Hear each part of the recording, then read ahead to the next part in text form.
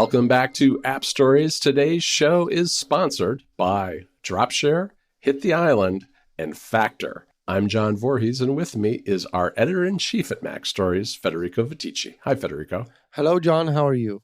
I'm doing terrific. You know, we're like 3/4 of the way through Automation April. How about that? It's almost done. And in fact, the Automation April Shortcuts contest has officially ended. By the time we're recording this, it's still ongoing, but for a few more hours. But by the time this episode comes out, it will have wrapped up, and we'll be in the process of starting the judging process for all the shortcuts that we received from people. And it's right now I'm still seeing the submissions roll in, but we're gonna be busy for the next couple of weeks, realistically, just judging all the shortcuts that people sent. Yeah, no, it's been a lot of fun, and I'm looking forward to digging in because I haven't really looked at them yet. I figured I would wait until the deadline and then just start doing what I did last year, which is really just giving myself a goal of a certain number of shortcuts per day and setting aside some time to go through them and start rating, and then, you know, kind of at the end go back through and revisit them all again after having gotten the full context of all the submissions. So that'll be fun. Yes. So, Federico, before we start talking about today's topic, I do want to recap a little bit about what we did in App Stories Plus today, because we talked all about Raindrop.io, which is a fantastic bookmarking service, both on the web, the Mac, the iPad, and the iPhone, and how you are using it, as well as a little bit about how I'm using it. It's been an interesting experiment, and we also talked about a very funny story that came out of a shortcut that Federico created. I think many years ago, 4 or 5 years ago, at least now, which was kind of a funny story from back in the days. It involves a cold, snowy Chicago day and a text message from Indonesia, just to give you a flavor for what's going on with this particular shortcut. But if you want to get the benefit of the App Stories Plus pre-show, as well as early episodes that are ad-free and in high bitrate audio, you can subscribe to App Stories Plus by going to appstories.plus, or you can get it as part of a Club Premier membership. That's our Club Mac Stories, the top tier, which gets you all the same things as the regular club and Club Mac Stories Plus, but also App Stories Plus. So you get special columns from me and Federico. You get App Stories Plus. You get access to our community Discord. You get discounts, special podcasts. It's a very long list. And you can see everything that you can get there by going to plus.club. All right, John, I want to talk about the Mac today. Let's do it. So, as I mentioned previously on the show and on Mac Stories, I am working with macOS again. It's been a weird 6 months for me in my personal computing life. Mm-hmm. I've tried a bunch of things that I'm going to write about eventually, but the dust is settling, so to speak. And at the end of this process, at the end of this tunnel, a MacBook Air has risen as the computer that I'm now using, for example, for recording right now. And as I mentioned before, this MacBook Air that I bought, it's not a review unit, it's my own MacBook Air.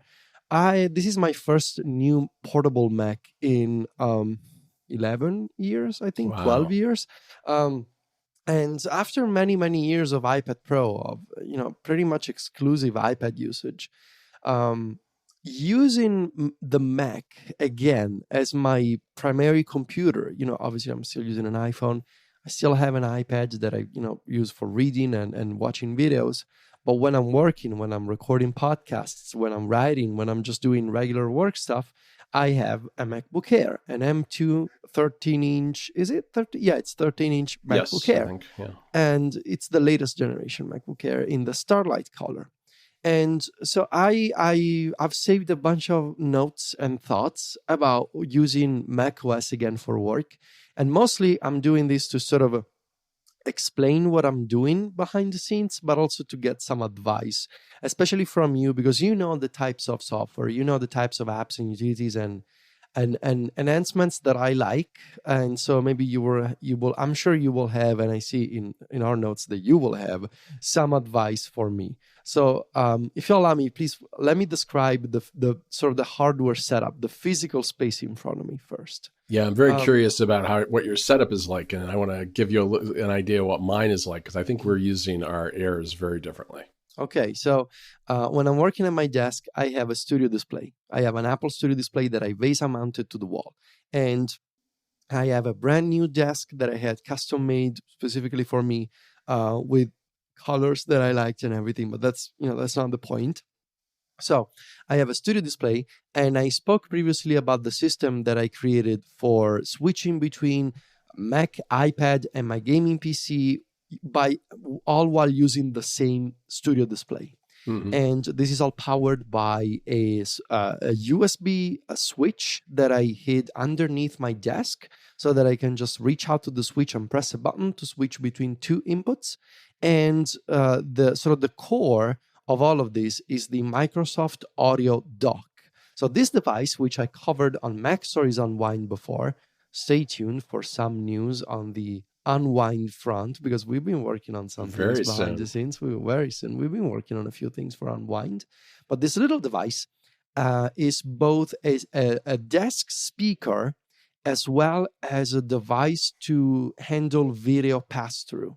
I think it's a great idea. I think this kind of device, I don't know why Apple doesn't make this, because it's such a handy thing. Instead of having just a hub, you've got a hub that also plays music for you. Yes, it's a hub that handles video out. It's got a bunch of USB ports, and it's also got an Ethernet connector. And so the way that I use it is there's a single USB-C cable that goes from the studio dock to the USB-C switch. And there's another USB-C cable, which is the one where you plug in your computer. So whether I'm using the MacBook Air or the iPad Pro, I can just remove that cable from one computer and plug it into another. In this case, the MacBook Air rests in clamshell mode, so it's closed, on a 12 South book arc. And I love this thing because whether, I can put in the iPad Pro, but of course, when I'm using the iPad Pro this way, the display can never turn off because the iPad Pro does not support clamshell mode with an external display. But in the case of the MacBook Air, it just stands there, sitting closed, upright in the book arc. And I love this device. It's a great way to save space on a desk. And once again, there's a single USB-C cable that plugs into the MacBook Air. So the video signal goes MacBook Air, audio dock, USB-C switch, Apple Studio display. And everything works. I get a 5K image. I can change display brightness from the MacBook Air in this way. Everything works the way it's supposed to. I can issue software updates for the Studio display. There's no latency. It's perfect. But with the added benefit of having an Ethernet connection.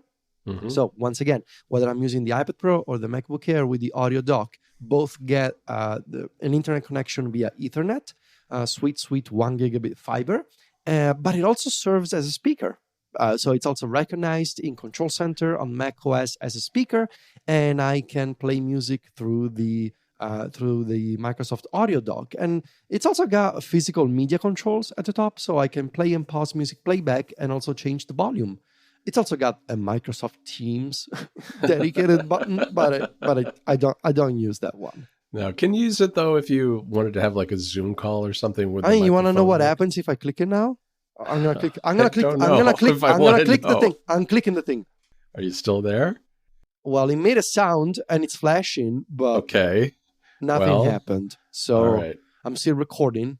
So yeah, that button does nothing when you use it on macOS. But hey, it's there. This episode of App Stories is brought to you by DropShare, the most flexible file sharing solution for macOS and iOS that just works with your trusted file storage provider. DropShare is an incredibly flexible file sharing system for the Mac, iPhone, and iPad, which is celebrating its 10th anniversary this year. The app's developers aren't sitting still either. Since just 2018, DropShare has received over 50 updates and is currently on its 5th major release. What makes DropShare great and why it continues to thrive a decade after its first release is that it makes it incredibly easy to share files, screenshots, which can be annotated, and screen recordings via a downloadable URL. The app supports over 23 file storage providers too, letting you integrate with whichever storage provider you're probably already using. Or you can use their own cloud storage system called DropShare Cloud. When you share a link with someone, they're taken to a landing page where they can download the file. And what's really cool is that landing page is fully customizable too, so that you can get exactly the look and feel that you want, which is a great touch. Downloads can be protected with a password and include an expiration time, so they're only available for a limited time. Plus, DropShare supports many URL shorteners and integrates well into macOS workflows via the Services menu and a Share extension. Most recently, DropShare, which is an app that we reviewed on Mac Stories in the past, was updated with improved screen recording with webcam support and a video editor. To celebrate its 10th anniversary, DropShare has a special deal for App Stories listeners. Just go to dropshare.app/appstories, and for a limited time, you can use the coupon code AppStories at checkout to get 15% off your purchase. Again, that URL is dropshare.app/appstories for 15% off this incredibly flexible file sharing solution for Mac and iOS. Our thanks to DropShare for their support of the show. Well, all right, let me explain my setup a little bit, which is in flux right now, I suppose. It's funny that you mentioned Ethernet, Federico, because I believe that that's how my Mac Studio met its demise in a lightning storm about 2 weeks ago. No, I'm so sorry. Yes, I think I explained this a little bit on the Plus segment a couple of weeks ago, but in any event, long story short, there was a huge lightning storm here. We lost some light bulbs, but we also lost my Mac Studio, which I think took a power surge through the Ethernet cable. It was covered by Apple Care, thank goodness, because this is a very expensive repair. It's still in the process of being repaired, but it's going to have a brand new Ethernet card, a brand new bus, and a brand new logic board. So as far as I know, the only thing that is going to be original to this Mac Studio when I get it back, hopefully this weekend, is the chassis. Is the chassis and the fans. I think that's about it, which is great because it's a year old and I'll have a brand new Mac Studio all of a sudden, basically. But in any event, as a result of that, my MacBook Air is my primary computer at the moment. It's sitting here just plugged in, kind of in a very temporary setup. But usually what I do is my Mac Studio is my day-to-day work machine that I use for most of the stuff I do at Mac Stories. But I also have the MacBook Air. And the MacBook Air for me really is a portable machine. It's the machine that I take out onto our balcony and maybe write a little bit outside on a nice day, or I'll go down to the co-working space that I joined and work over there. You know, it's a secondary machine. Very much, I treat it very much the way I treat my iPad Pro, I suppose, too, for those same kind of things. And it's what I like about it is that before the Apple Silicon transition, if you got kind of a base model MacBook Air, it would really struggle when it came to things like using Logic or any of the more heavy duty stuff that I do on a Mac. And the battery would be really bad too. And while those apps like Logic do really test the battery on Apple Silicon too, these machines are much more capable than the Intel-based ones ever were. And as a result, having an M1 MacBook Air with 16 gigs of RAM has been more than adequate for the last 2 weeks where I've been using it exclusively as my main Mac. So it has done a couple of things for me. One, it has made me wonder, should I go to a one Mac setup where I just have a portable that I can then unplug from my desk and take somewhere with me? Or should I stay with the secondary Mac, which is really where I'm leaning? And I've been excited about the rumors about a 15-inch MacBook Air because I just want a bigger screen. But that rumored MacBook Air originally was rumored to have the M3. And now the rumors seem to be pointing to an M2. And at this point, I'm a lot less excited about it because I think if I get a new MacBook Air, I do want a noticeable speed bump. And I'm not sure the M2 is going to give me that so much over the M1. I think the thing that might change the balance for me is even if it doesn't have the M3, maybe it has a higher cap for memory, like 32 gigabytes instead of the current 24. Because I feel like 32 is kind of like where I want to be. 32 or up is where I want to be for a lot of the stuff I do. And 24 is probably sufficient, but I know 16 is a little bit short sometimes with the M1. So I don't expect, I think given the current rumors, I probably will not be getting a new 15-inch MacBook Air at this point. I'll probably stick it out with the M1 since it is, after all, a secondary device for the most part, and one that I don't need to very often do my primary work on. I'll probably just stick with it and then get something that has an M3 once that comes out. Yeah. Whereas, given the current rumors, I'm so glad I got the M2 model with 1 terabyte of storage and 24 gigs of RAM. So that was a good choice. All right, let's get into the meat of this conversation, which is the software, obviously, the experience of using macOS. And by the way, for the hardware, I should also say, like, the keyboard is fine. I love the display. At my desk, I'm also using the Elgato Wave XLR. That is also plugged. Like, there's a whole bunch of other cables that I hid underneath my desk. Mm-hmm. There's a USB hub that I also Velcroed to the bottom of my desk. The Elgato Wave goes into the hub goes into the audio dock. There's a bunch of cables, but on the desk, you don't see anything. So anyway. Well, let me ask you one thing about hardware before we move on, which is you had the MacBook Pro not that long ago as a review unit. How do you think the MacBook Air's screen stacks up to that? Because I think when I'm outside in bright sunlight, the MacBook Air its screen that's one of the things that I noticed because it's not super bright. Yeah, I could go for a little extra brightness. You're right. It's nicer to have a brighter display, obviously, but also I don't work outside with my computer. Like I cannot concentrate enough. And if there's any like direct sunlight, I just prefer to stay in the sun, bask in the sun. You need to get some fresh air, Federico. You need to get out there. You can work out there. You can do that. I don't know. I prefer to work in my little office by myself in the dark, just being productive and whatnot. Okay, all right. Your cocoon. Yeah. So the software. So obviously, the one thing I should mention is that as an iPad user, the first thing you notice is just the freedom that you have on macOS, right? And maybe a lot of people take this for granted, but just the ability to install stuff like Setup. And now Setup has been a sponsor of this show before, on Mac Stories before. I have been paying for my own subscription, so this is not an ad. It's just my personal endorsement. Just being able to install an alternative app store and download apps with the subscription model, like that's great. And that's exactly the sort of feature that I hope Apple will have to enable on iOS and iPadOS to avoid, regulators in the European Union and other places. Setup is great. I mean, you just open an alternative app store and you just download a la carte whatever you want. And I should say it's also a very nice experience. The setup experience for like when an app that you have installed gets an update, you get a notification and you run it and it gets updated and it tells you there's like a unified changelog system. It's all very nicely done. That's one of the things you cannot do on iPadOS. Something else you cannot do on iPadOS, install software like the Rogue Amoeba audio apps.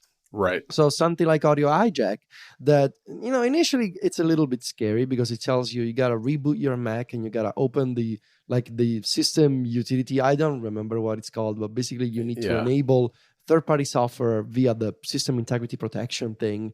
And to make sure that you can have these background processes and the software that wants to modify the system and have this very deep like kernel, not kernel level, but like very deep into the metal of the OS, like these types of extensions that want to, for example, capture audio, and you need to flip a toggle and authorize and then reboot again. Like it's scary, but it's also, I like that. I love that it's possible on macOS that you have this freedom. If you know what you're doing, after multiple permission prompts, you can install this kind of software. And after a decade of iPadOS, I was missing this sort of freedom. Yeah, and once you get things like Rogue Amoeba's app set up with the system integrity protection, it's very easy from there on out. It's just a matter of updating. You don't see it again. You never see it again, basically. Right. So and they have a lot of great apps too. All once you install one of them, you're kind of set for any of the other ones you want to install as well. You only have to go through that process once because it's their separate core of extensions. It's like a separate app essentially that gets installed and then works with all their other apps that need it. Yeah. This episode of App Stories is brought to you by Hit the Island, the delightful iPhone, iPad, and Apple Watch game from Fun Media. Hit the Island, the innovative game that challenges you to bounce a ball off the iPhone 14 Pro's dynamic island, just got a big update. The game, which also works with the camera notch on other devices and supports haptic feedback, was updated with a long list of improvements, game modes, and new levels. There's the jump up level that requires tapping on the screen to navigate your ball to the island around various objects. Aim, which lets you shoot the ball through puzzles to reach the island. Break bricks, that requires breaking brick obstacles to reach the dynamic island. And Shooter, that tests your marksmanship with objects that fall from the island at you. Plus, power-ups that activate double paddles, a small paddle, a big ball, a shield, and even a gift box. Also, don't forget to try your hand at collecting all of the Hit the Island Game Center achievements and invite a friend to a challenge match. Learn more and download Hit the Island today by visiting funmedia.com or search Hit the Island on the App Store. We'll have a link in the show notes too. Our thanks to Hit the Island for supporting the show. Multitasking. Like, we should talk about multitasking. Yeah. Because one of the things that, something that, of course, I think everybody knows my relationship with Stage Manager last year, right? And on iPadOS and how that all went. But something that is completely different from iPadOS on the Mac is you don't like Stage Manager, you can disable it, and you can use traditional multitasking and multi-windowing. And you can turn it off on the iPad too, but you don't. Then you don't have multitasking. But then you don't. Well, you have not the same. Slide over. You don't have overlapping windows if you don't like Stage Manager. And I do think Stage Manager is better on the Mac than it is on iPadOS, but it's still Stage Manager, and fundamentally I still don't understand this idea of organizing into multiple stages and each app going into its own separate stage. But that doesn't matter because I can disable Stage Manager but still use overlapping windows and arrange my workspace however I want to. So you're not using Stage Manager on the Mac. See, I do, and I'm very frustrated with it, but I also like it, which is a hard place to be because I think it's like a couple of features away from being usable. The thing that drives me bananas about it is that if an app gets I guess it depends on how many things are in the stage. I mean, my stage is showing 6 things right now, but once an app gets far enough down the list of things you most recently used, it's not easy to get it back on a stage. You have to switch to it, then switch back, then drag it in. The process of setting up stages is the part that drives me bananas every day. It's just too hard to do. And because there's no way to do it programmatically, it really gets in the way of a lot of shortcuts that I've been trying to build that could set up my Mac in a particular way. Yeah. I'm not using it. I prefer the traditional method of multitasking on macOS. But what I am doing, though, is because of macOS, I am free to modify and enhance multitasking however I want to. So I'm gonna go through some examples of the things that I'm doing. So first of all, Better Touch Tool. I installed Better Touch Tool because I'm using it to. It's a great app. It's like a multi-purpose utility to like we've talked about Better Touch Tool before. It's hard to explain what it does. It's hard to explain what it does. It does everything. Right. It started out as a fairly basic app for extending the set of gestures available on trackpads and mice and things like that. And now it's more like a general purpose automation tool now, I would call it. Yeah. And one of the things that Better Touch Tool can do is enable sort of Windows-like tiling, like tile-based multitasking by offering what are called snap areas. The idea being that you can drag a window and then drag it toward a specific edge of the display, and the window shape will snap to a predefined position like fill 2/2 of the screen, or fill 1/4 of, or 1/3 of the screen, and you can just do it without having to resize carefully. Just do it with a single sort of easy to use gesture. So that's one of the things that I'm doing. If I want to maximize a window, meaning fill all the space except the dock, which I keep on the right side of the display, just drag it up toward the upper edge of the display.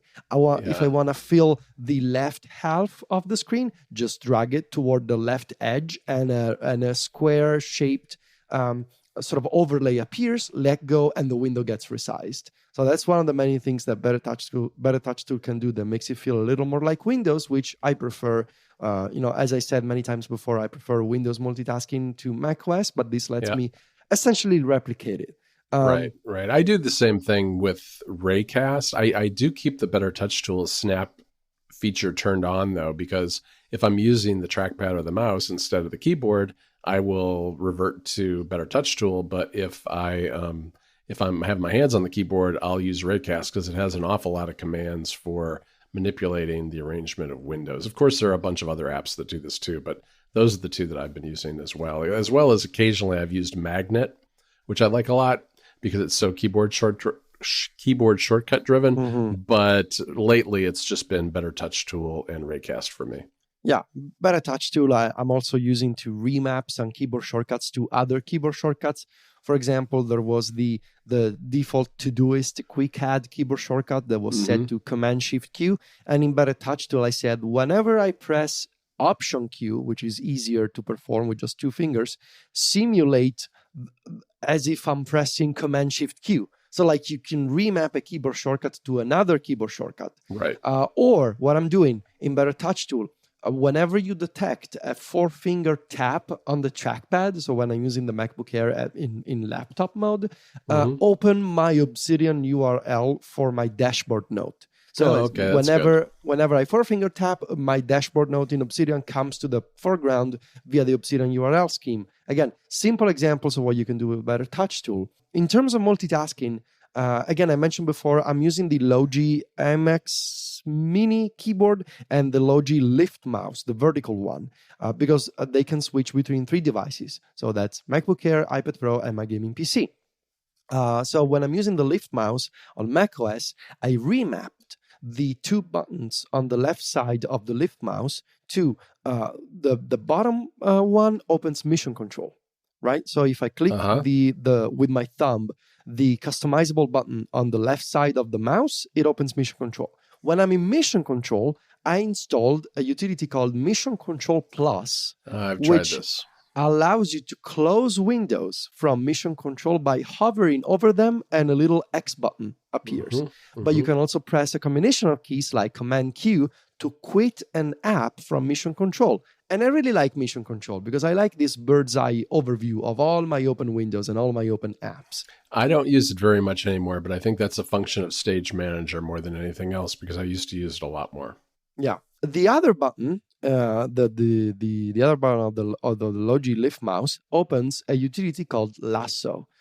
This is another sort of multitasking enhancement, and Lasso allows you to resize the current window by dragging on a little floating preview of your desktop. I need to try this app. I haven't tried this yet. It lets you draw the size of the window. You have a grid and you can draw, and it's very sort of intuitive to perform, and I recommend you watch a video of this in action to understand what I mean. But basically, you get this floating overview right underneath your cursor. You just drag the shape of the window. You just drag the shape that you want the window to have, and you let go, and that's it. You just resize the window by dragging in this, like, what is this grid? Like a 6x4 grid of my studio display. Yeah. Okay. It's very nice. And you can have presets for, pre-configured window sizes. Each preset can have a keyboard shortcut. Once again, another sort of another idea in terms of, multitasking. Sure, this is how Apple does it by default,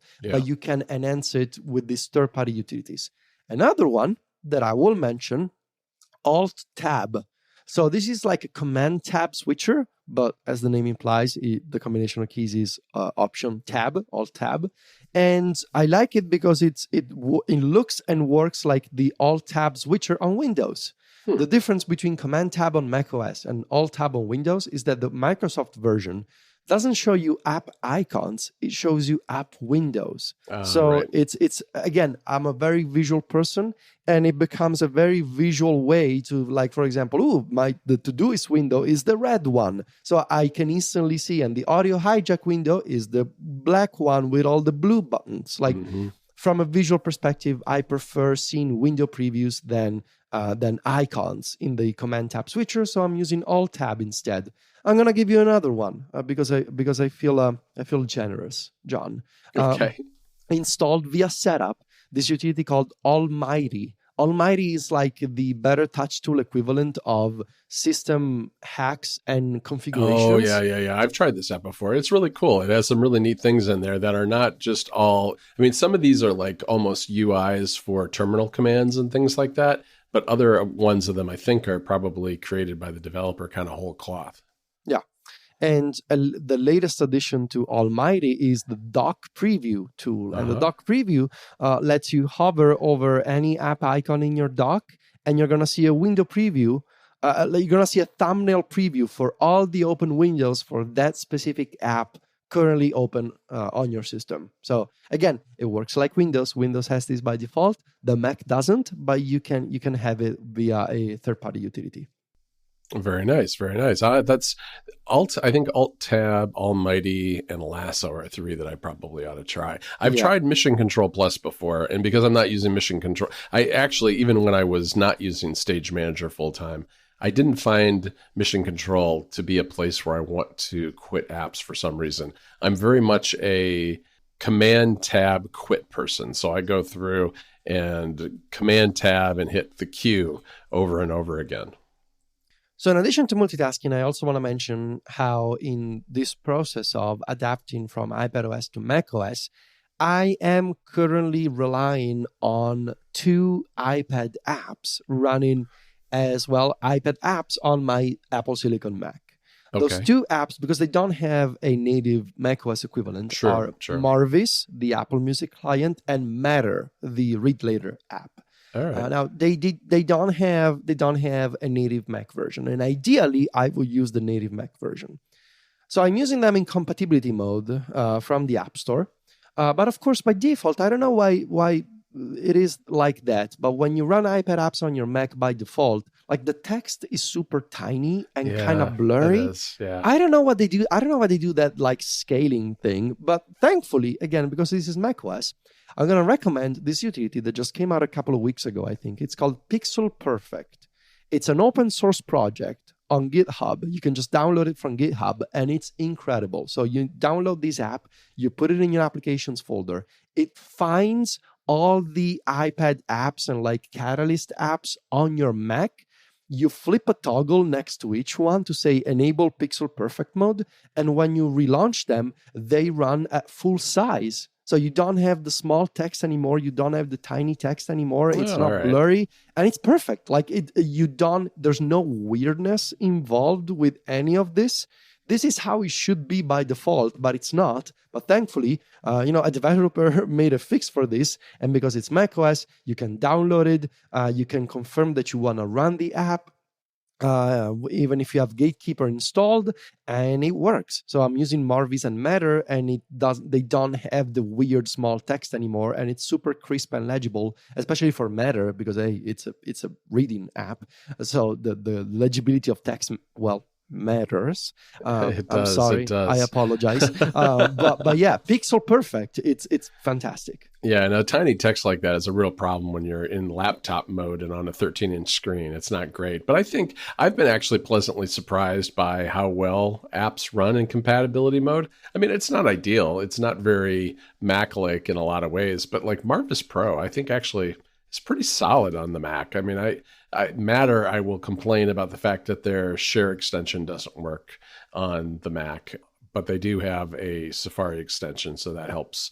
That helps there, although, as I have explained many times, and hope all Mac developers realize, is that URLs come from places other than your browser. So it's always helpful to have. What a weird concept, John. Are you sure the URLs can come from other places? They come from social media. They come from emails that you get. They come from a lot of places. And so just having a Safari or a Chrome extension is great, but it's not sufficient, I don't think. So that's my soapbox for the day. This episode of App Stories is brought to you by Factor. This spring, you need nutritious, convenient meals to energize you for warmer, active days and keep you on track reaching your goals. Factor is America's #1 ready-to-eat meal kit and can help you fuel up fast with ready-to-eat meals delivered straight to your door. You'll save time, eat well, and tackle everything on your to-do list. So skip the trip to the grocery store and skip the chopping, prepping, and cleaning up too. Factor's fresh, never frozen meals are ready in just 2 minutes, which is way faster than any takeout option. So all you'll have to do is heat and enjoy. Then get back outside and soak up the warmer weather. There are delicious, flavor-packed options on the menu each week to fit a variety of lifestyles like keto, calorie smart, which are around or less than 550 calories per serving, vegan, veggie, and protein plus, prepared by chefs and approved by dietitians. Each meal has all of the ingredients you need to feel satisfied all day long while meeting your goals. With 34 plus chef-prepared, dietitian-approved weekly options, there's always something new to try. Plus, you can round out your meal and replenish your snack supply with an assortment of 45 plus add-ons, including breakfast items like egg bites, smoothies, and more. I just set up my first Factor delivery the other day, and I can't wait to try it. I should have it in just a couple of days. And I signed up for the Chef's Choice meal plan because I wanted to get a really good variety. But looking at all the options available, everything is full of fresh, nutritious ingredients. And I think it's going to be perfect for those days when I'm just really busy and I need to get dinner ready before my wife gets home from work so that I can maximize my time working too. And when she gets home, we're ready to sit down and have a good meal together. So stay tuned for more on my first meal plan. Plus, Factor focuses on sustainability. They offset 100% of their delivery emissions to your door. Plus, they source 100% renewable electricity for their production sites and offices. And they feature sustainably sourced seafood in their meals too.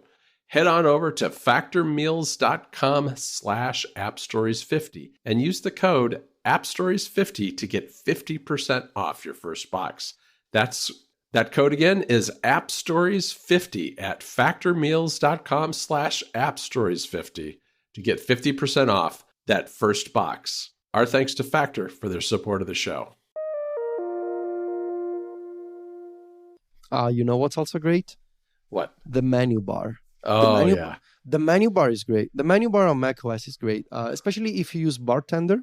Mm-hmm. Bartender, of course, another utility we mentioned before. I want to say a Mac Stories Selects award at some point over the past few years. The fourth version did, yeah. It was, If you install, like me, way too many apps on your Mac because you want to try everything, and it's likely that at least some of those apps are going to put an icon in your menu bar, and so suddenly your menu bar gets out of control. You install Bartender that gives you a secondary menu bar that you can show only when you need to. So I got a little ellipsis icon in my menu bar, and when I click it, I get like basically an overflow menu for all the icons that I want to keep there, but not visible at all times. Bartender is amazing.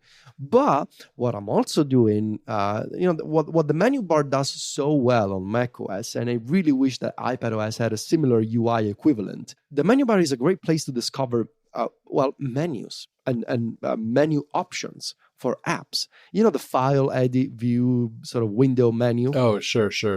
That's a great place to find those commands. But sometimes, I don't want to click through and navigate those nested menus with my mouse. Right. I just want to search for options. And so I installed a utility called Paletro, again, from Setup. This is from Setup. Paletro, I assigned it a keyboard shortcut, which is Command-Shift-P, and it shows like a little search box floating on screen, and you can just type whatever you want, and it's going to find the match for a menu item in the foreground app. So for example, right now I'm using Notion. I do Command-Shift-P, right? And Paletro comes up and it shows me about Notion, settings, services, like it shows me all the menus for, like, for example, I can navigate to different notes, like, and if I switch to, I don't know, audio hijack, and I do, or let me see, if I open Safari, right, and I do Command-Shift-P, I can open extensions, I can add a bookmark, and it tells you, so you can search for commands, you can run them by pressing enter, but it also teaches you about the keyboard shortcut. So it's like this sort of learning experience. You can discover menus by typing, but you can also learn their hotkeys for future usage. So this is one enhancement for the menu bar that I really appreciate. Paletro, again, I got it from setup. And sort of the last section that I had saved in this sort of stream of consciousness that I jotted down in Notion when I was thinking about macOS. How great is Raycast? Oh, it's amazing. And people will immediately jump out of the woodwork to tell us that it doesn't do anything that Alfred and Launchbar don't do. Sure. Those launchers are great. I mean, I've used them both. I like Launchbar. I like Alfred. But the thing is, I don't know, Raycast has momentum maybe, and there's a very active extension community. Yeah, it's the hot app right now. Well, I think it's a little bit more modern in terms of its design, and some of the visual touches I think are actually quite nicely done. But you're right, at the bottom, at the end of the day, the thing that really attracted me to this more than anything else is the incredibly rich number of plugins that you can get. I mean, there are this app very wisely marketed itself to developers first as a free app, and that got developers making plugins for it. And now they've got an enterprise thing that businesses can pay for using Raycast, but because they marketed themselves so well to individual developers, there are just a ton of plugins for all sorts of apps, and not necessarily always written by the developers of those apps, as long as those apps are somehow extensible with their own kind of API or shortcut system or URL scheme or whatever it happens to be. People can build plugins for Raycast for them. And so a lot of my primary apps that I use have Raycast plugins, which I love. Yeah. And I'm using Raycast a lot to run shortcuts. Obviously, it's got excellent shortcuts integration. You can assign an alias to a shortcut. You can give it a dedicated hotkey, which is more reliable than giving it a hotkey via the Shortcuts app itself. As John has previously mentioned, sometimes those keyboard shortcuts from the Shortcuts app, they just stop working and they don't activate the shortcut you're looking for. But you can also run a shortcut from Raycast and immediately pass it some text input. So, for example, I have a shortcut that prepends some text to the top of my dashboard node in Obsidian, which I wrote about last week in Mac Stories Weekly. I can just bring up the shortcut via a hotkey or click it because it's one of my favorites in Raycast. Then press the tab key, and by tabbing to the next field, I can just type the text I want the shortcut to process. And when I press enter, that text gets immediately saved in Obsidian. So I did it all from Raycast. And I think Raycast, what it does so well is not just be a launcher. So it's like, yes, it's a search box, but it's also a way to abstract UI from your computing life. Right. And that is also possible thanks to extensions. So for example, there's an extension for music playback. You can play and pause and control the volume. Although I wish this music extension had like proper Apple Music integration for things like search, which it doesn't. There's a Spotify one that does. It lets you totally search the entire Spotify catalog, but the Apple Music one doesn't. There's integration with reminders and calendar, right? But also integration with Fantastical. Something else that I'm doing is I installed the Todoist plugin that lets me see all my tasks due today, mark them as complete, or move them to a different project. I installed an extension called Quick Calendar, and when you bring it up, it just loads a monthly calendar inside of Raycast. Yep. Super handy for like if you need a quick reference to, a specific day of the month, and you can use the arrow keys inside Raycast to navigate to the previous or next month. There's another extension called Terminal Finder. You run this one and you can open the current Finder folder in Terminal. So without having to CD, in Terminal to that specific folder. That's a good one. I didn't know about that one. It opens that folder in Terminal. I didn't know about this, but I started using it a few days ago and it's incredible. Floating notes. I didn't know that. Raycast has the equivalent of stickies, and it's called right. Floating notes. And it's like literally just a little box that pops up and stays pinned to the top of the screen and lets you enter, it's like a little visual scratch pad for text, and you can dismiss it at any time. You can clear the contents of the floating note when you're done, and there's a keyboard shortcut for it, obviously. There are system actions. You can quit apps, you can restart your computer, you can change the volume, you can lock the screen, you can log out, a lot of system integrations.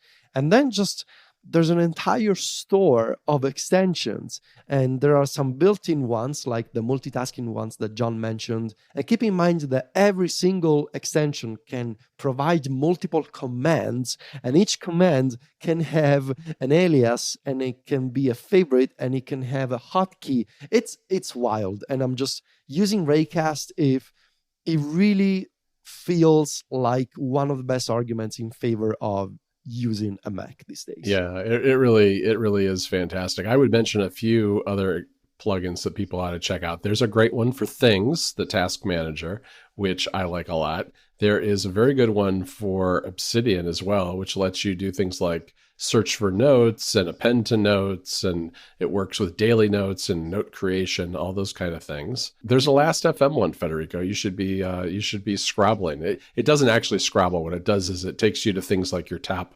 albums or your your most recent scrabbles and things like that. Discord, there's a Discord one, CleanShot X. Those are all good ones. Good Links has and AnyBox too. Both have plugins as well. All right, Federico. Well, since you are kind of newly arrived on the Mac platform once again, I thought that we would wrap up this episode with a final segment called John's App Emporium. Oh, I like it. All right. This is also known as Let's Spend Teachy's Money. Okay. And one of the things, I know you talked a little bit about this the other day, last week on Connected, where you talked a little bit how you're using Neptunes, which is a fantastic Mac app that lets you do things like automatically scrabble what you're listening to and control Apple Music from the menu bar, and even include information about songs up there if you want. But one that I would suggest you take a look at is Sleeve 2.